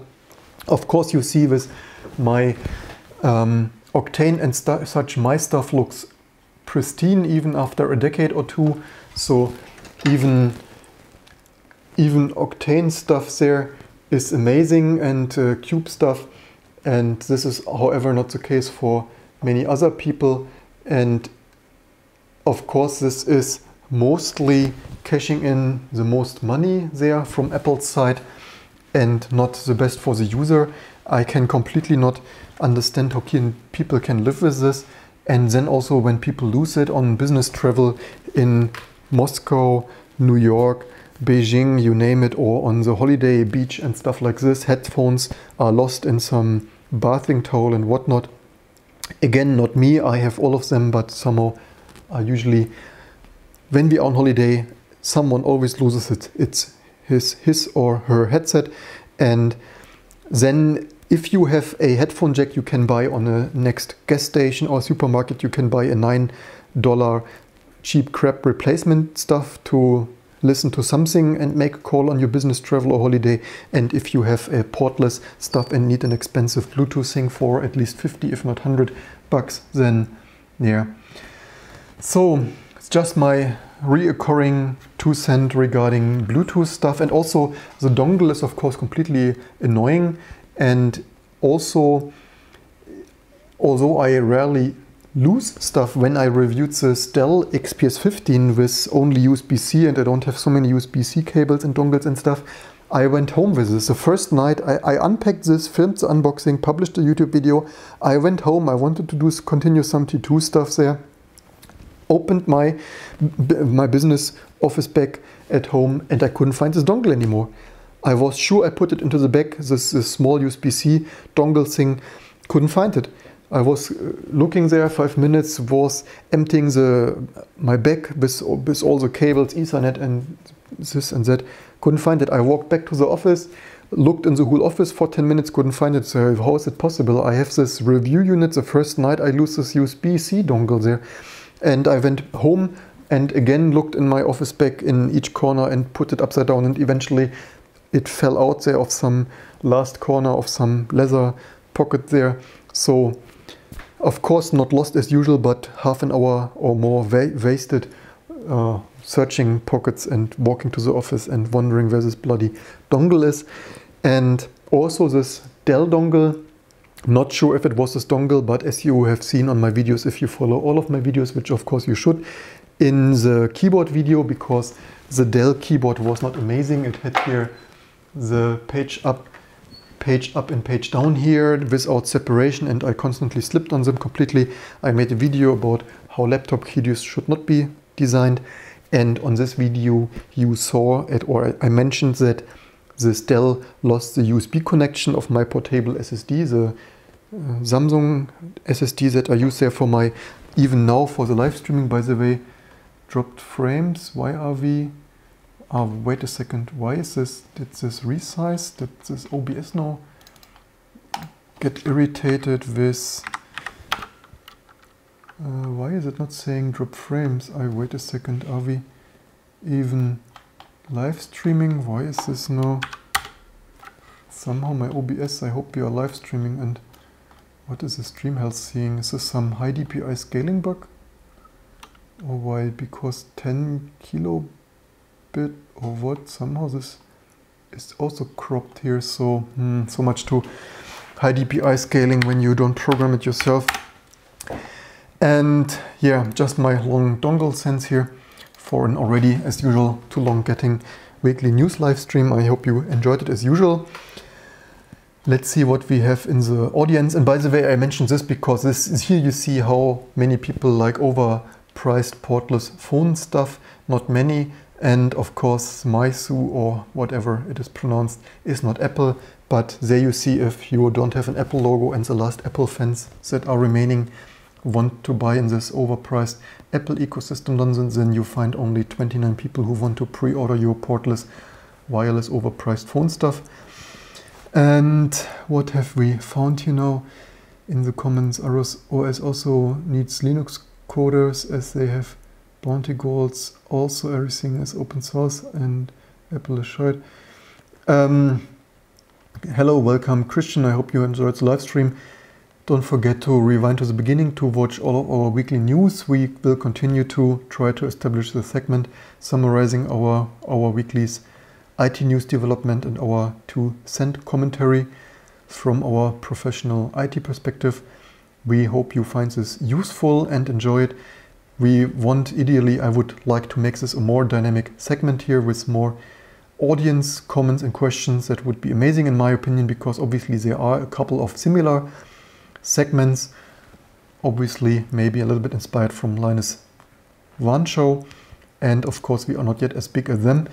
And my point is that I will try to, of course, have here a slightly more professional perspective and also make this more dynamic with more comments and questions from the audience. At least that is my vision here. I hope you like it and enjoyed it, and we can try to stay around for another 5 minutes and see if we have more questions and discussions going on. That's why there's a Morphos that you need to use Apple. What is it? Why there's a... And yeah, we have also more stuff coming up. I did a little bit of vintage direct hardware coding today also, and plenty of stuff to come. We will not run out of ideas also now that we finally can stop wasting time with this binary only driver and have this thing working. And so plenty of stuff to come. You do not need to worry that we run out of ideas, and I hope you enjoy all of them. And as usual, if you have this week's question, just ask now, or anything else you want to ask. And otherwise we call it a day sometime soon.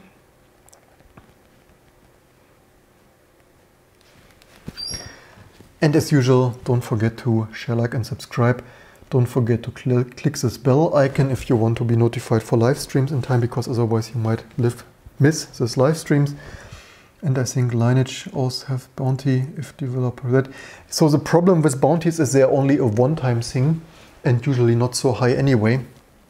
This is why I'm also, by the way, maybe I should call out my Patreons, that I'm more satisfied with Patreon. Of course, in retrospect, I should have done YouTube and Patreon already for a decade, but that's what it is, being late to the party. Thank you very much for our, in the meantime, 25 Patreons for a total of $57 a day. Much appreciated. We use this monthly contributions to run all this stuff here, from from T2 to vintage code development, our new stuff, we write here bare metal code for graphic stuff, but we will also soon move on to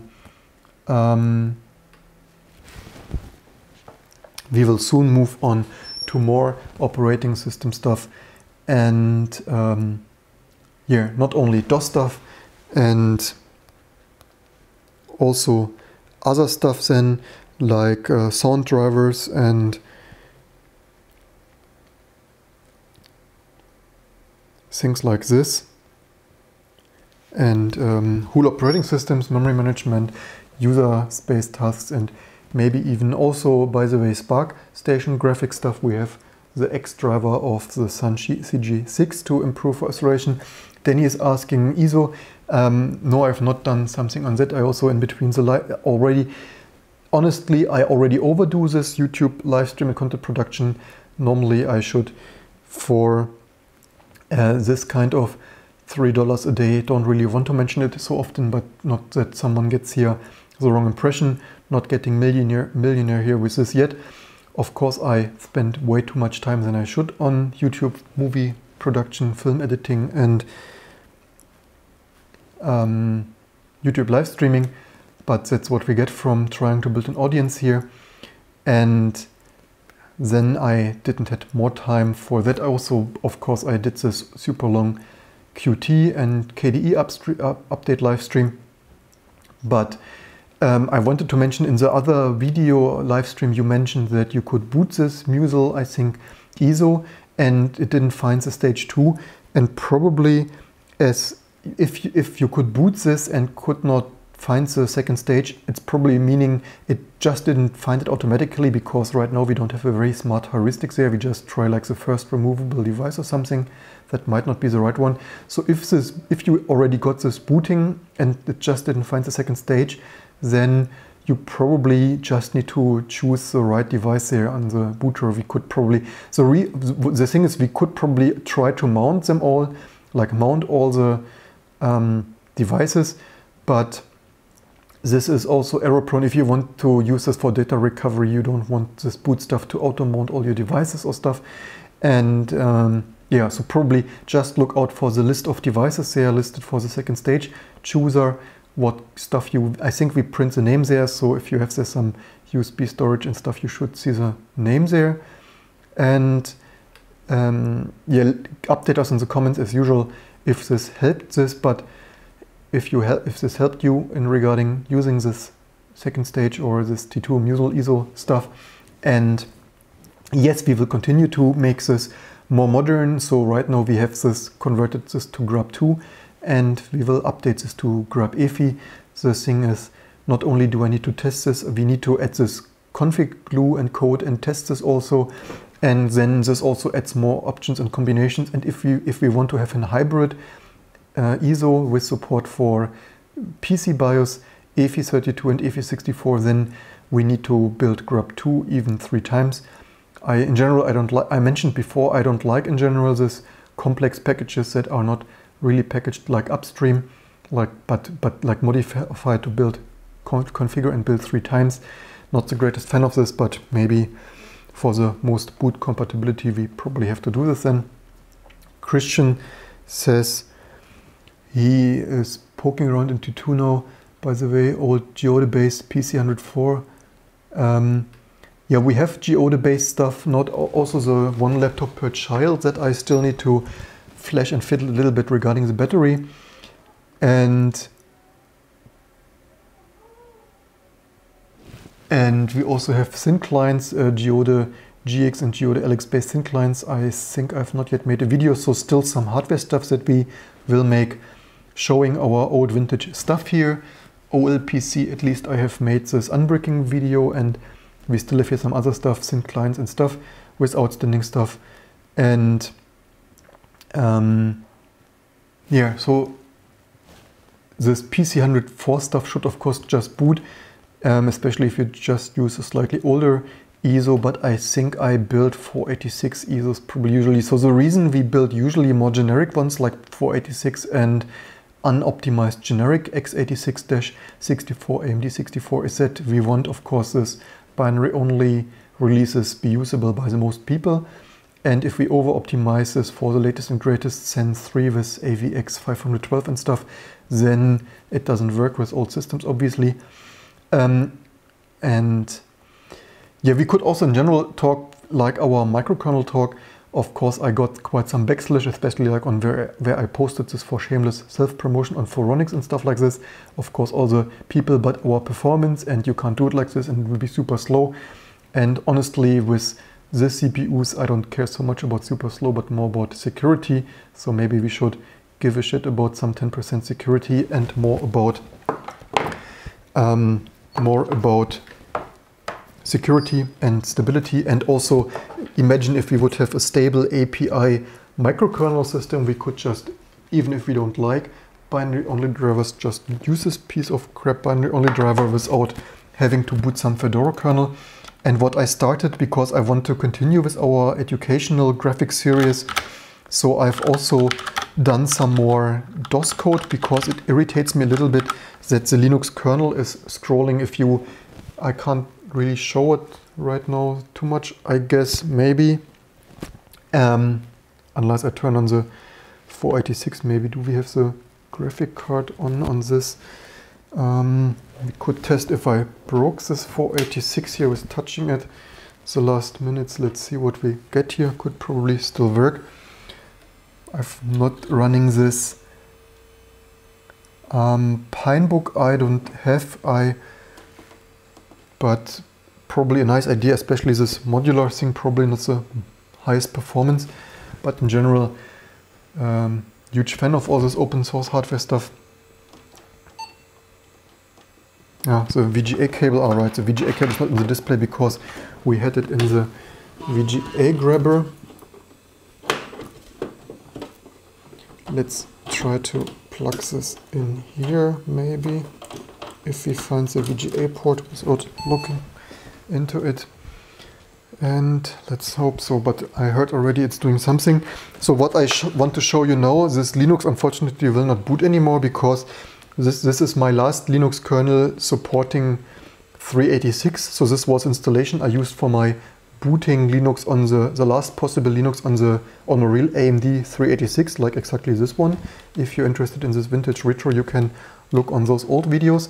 So this will not boot because I made the mistake of mounting this hard drive on a modern system, and this converted, unfortunately, this X2 stupid, you know, all the Linux kernel people always tell me they are the most amazing, and then the stupid X3, X4 code converted here some bit structures and marked here some feature structures of X2. So now this old Linux kernel will not mount this, and this is also with read-only mounting there on a boot up for the second stage. So now this mounting, this once destroyed here my boot up of this vintage. What I want to show you now is only the speed of the text scrolling. This is text mode. So this is scrolling fast because this is text mode. Text mode, of course, meaning all these characters here are just 1 byte in memory, like storing actually 2 bytes, an attribute byte for the color and the text. And you see, by the way, this is X3 fragments per group too big. That's, thank you very much, modern. Oh, by the way, maybe you can't read it, or do I have it large on screen? No, actually I have it probably large on screen here. So yeah, thank you very much, Linux, for converting this here to some huge fragment group nonsense that I didn't ask you to do. Anyway, so this scrolled relatively fast because this is text mode. And text mode, again, this is 2 bytes per character, 1 attribute for blinking and color, foreground, background color, and the other byte for which glyph it is, if it is an A or an B and stuff. And this is relatively fast. However, you might have noticed that as soon as you use graphic mode, be this VGA, VESA, or latest and greatest AMD, Nvidia, Novo and stuff. So even if you boot latest and greatest with Novo and AMD, your text will scroll relatively slow. And I really wonder, this is the monolithic kernel people tell me the most amazing performance. And then it is not even the most amazing performance.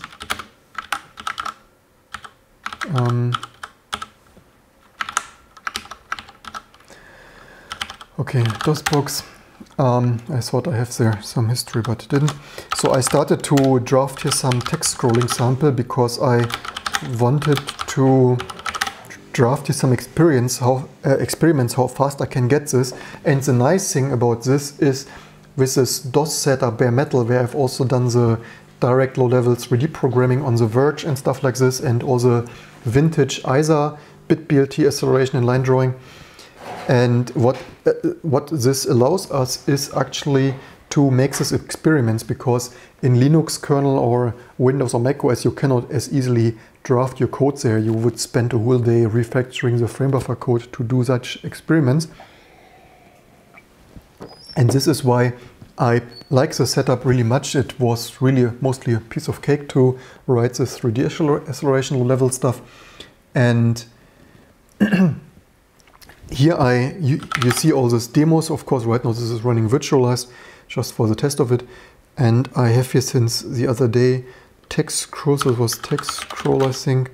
And so this is not yet the most fast amazing. This is only a quick test. And this is, however, already using bitBLT. And of course, this is just some test text in the program. So I just copy and pasted there some real debug messages, stuff from the Linux kernel.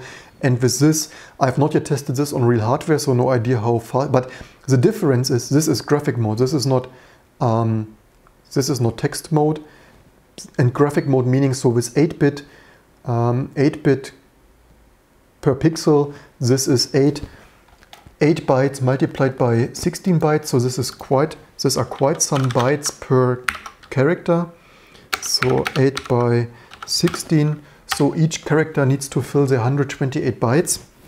And the reason for the Linux kernel scrolling so slowly is that I think if you are not running a mode setting driver, this is completely unaccelerated. So the Linux kernel is reading all the memory to scroll this text. It is probably reading and copying all the memory there unoptimized, inefficiently, because I find it really hilarious that on a Ryzen with AMD GPU, you have, and you type dmask here, you have in X it's instant, and if you have the same, by the way, thermal throttling, because amazing Apple quality, thank you very much.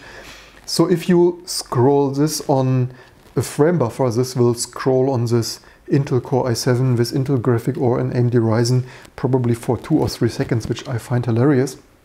And there you see that monolithic kernels do not need to be faster if you have not optimized algorithms, like very trivial software copied data. And I really wonder that this AMD and Intel drivers are not scrolling this faster.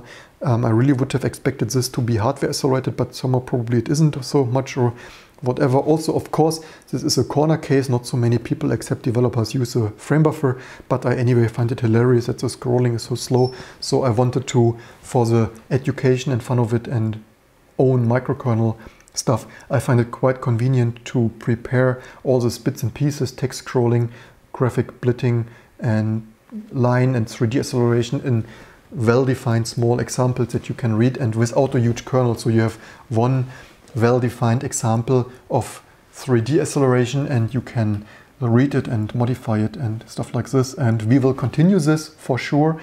I like it, I hope you like it, and I hope you learned something as usual. And maybe one day, not today and tomorrow, I do not underestimate this, and I have other things to do, like earning money with developing our commercial exact standard OCR kit and our commercial embedded project, and this and consulting and here and there.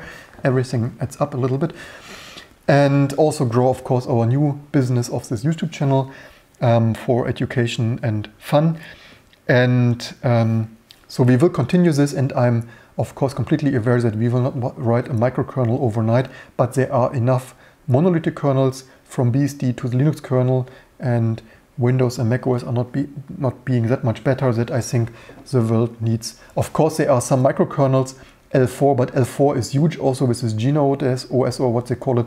My impression is that with this G-Node or so, I have the impression they throw everything together, everything they find, this project, and they mix and match there everything they can find to have there some shortcuts of having some demo working as fast as possible or something.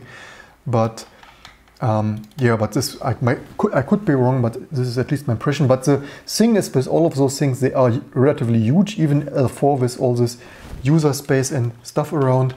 So with my examples, my goal is to have really small, well-defined stuff for experiments, because with L4 and other stuff, Minix, you cannot experiment like this. And this would be maybe, I do not know where we end up with this, but at least right now, I really like it, and we need to see how we can sort this in a way to have, even if we grow this with more sound drivers, like if we make a sound driver for this 8-channel ADAT card, for as an example, and other Intel HDA PCI audio something, we will, of course, this will not remain as small, but maybe we can make it so in a way that we have a unified source code for DOS examples, for microkernel examples, and even maybe to run on small microcontrollers just for some OS-less real-time microcontroller demos. That would be my goal right now, and I hope that this is also what other people find useful, and at least it is useful for me to draft all this code. Modern Card, Christian writes, Modern Card have shaders, and wait a second, what have we missed here? What Sarkaz asks, PS3, is it working well? Basic accelerated X is working.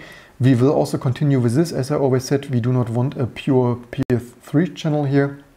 We will also continue with this. And now also we have this video capture running, but of course this video capture thing I mostly got also for the PS3. And the problem is it wasn't working directly immediately. And of course we brought this so that we can use it for VGA and DVI. Unfortunately, I was not aware that even on Linux, the PS3 is outputting DRM encrypted DC copy protection. So high definition, HDCP, high definition copy protection. So we cannot capture the PS3 even on Linux, even from the frame buffer, which is really disappointing. This is because this is one reason I got exactly this. And so we have multiple things, and we will continue, but I think it is more interesting to do one day SimCity retro gaming and another day PS3 than 1 month PS3, at least I hope. At least my impression is that if we do PS3 each day, we will lose half of our subscribers, and if we do something differently interesting each and every other day, then we have a colorful mix for everyone. At least that is what I hope we can do here. And so one thing is I found there, other people have found some bits, so we can try to disable HDCP to maybe capture the frame buffer. So we can try this. We also have hardware cursor because latest firmware supports hardware cursor, so we can try to extend our graphic pipeline stuff there, Linux frame buffer and X driver for hardware cursor on the PS3. And then of course also more 2D and 3D acceleration. But this, as I figured, will be a complex task, especially 3D. The problem right now is each time the RSX doesn't like something, it crashes or gets disabled, and we get an exception, and I do not yet know how to recover from this exception. It's a little bit annoying that each time we write some command somewhere that the firmware doesn't like, the hypervisor doesn't like, we crash the RSX. Not the most convenient way to develop this. And also, of course, this channel is also mostly driven of what I like to do, and then I mostly do what I like to do and have fun with, and then I also have fun with retro tinkering there, low-level hardware stuff, and getting a mechanical keyboard and stuff like this. And again, we will develop on all fronts. So let's see, Dave writes here, 2D acceleration hasn't had any rework done in years. I think most video cards manufacturers didn't bother after the early 2000s. So until recently, the 3D acceleration stuff, the cards have it. Even I'm not sure if latest Nvidia cards have it. But so you don't need too much for 2D acceleration. Of course, hardware lines are not that interested anymore. Basically, for modern 2D acceleration is mostly bit BLT with alpha blending, so with transparency. That is already the biggest thing. So basically, all this stuff here is blended together for bit BLT and blended with transparency. That is already the biggest thing you do. And only I think some latest AMD GPUs, not sure with Nvidia, but latest AMD GPUs really don't have 2D acceleration anymore, because the developers figured this 100,000 transistors, they are not used very often. So in those latest AMD GPUs, you really need to do all the 2D acceleration with the 3D part. So for example, to composite here this window, you composite this here out of a flat 3D triangle fan out mesh or a 3D quad, and blending this like exactly similar to how we programmed the S3 Verge, which, okay, it's not that, but similar to that S3 Verge. So yeah, just that then you only have one driver code parse and to maintain. In Linux, I have the feeling we are not making the very best use of this, but this is also why I'm interested to have the setup of being able to quickly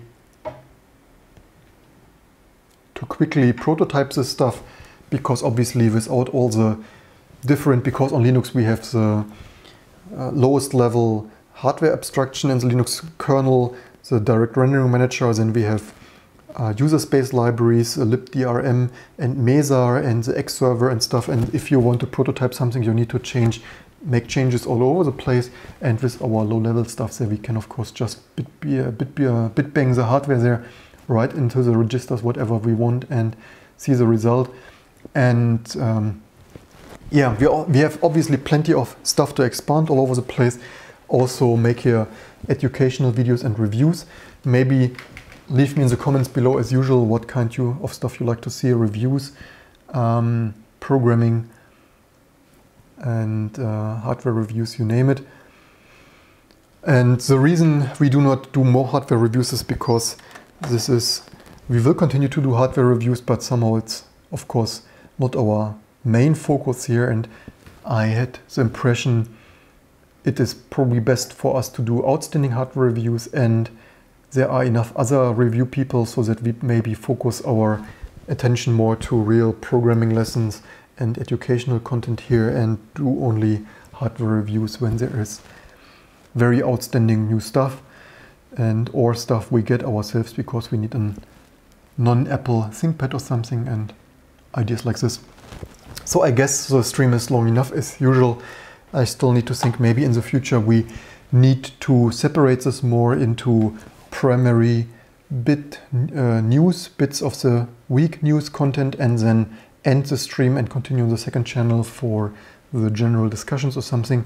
Then maybe it's better sorted. But I hope you liked the idea as usual. Again, I said it already. Give it a thumbs up if you liked it, subscribe and click the bell icon if you want timely notification of going live. And as usual, leave in the comments below what you like and dislike and what you like reviewed or coded and stuff like this. But of course, as usual, what I produce depends on what I like and what I have fun with. For example, this text scrolling, because I always wondered why it is so slow. And then obviously it is interesting, by the way, if you want to run a command here like this in DOSBox, you can do it like this. Here, run C DOS object dir and then T scroll. Let's see if this something too many escapes. Yeah, that was correct. Again, don't worry about the performance. Also, right now the code is extremely inefficient because it is using generic text splitting there that we draw ourselves, and that is highly unoptimized. But I mostly wanted to test the scrolling, and I will test the more scrolling right now. The text splitting is this here in the VGAH. This is open source, linked on my Patreon there. The DOS open source low level releasing, and the blit text here, by the way, this is how much code you need for text splitting, and as you see, not much.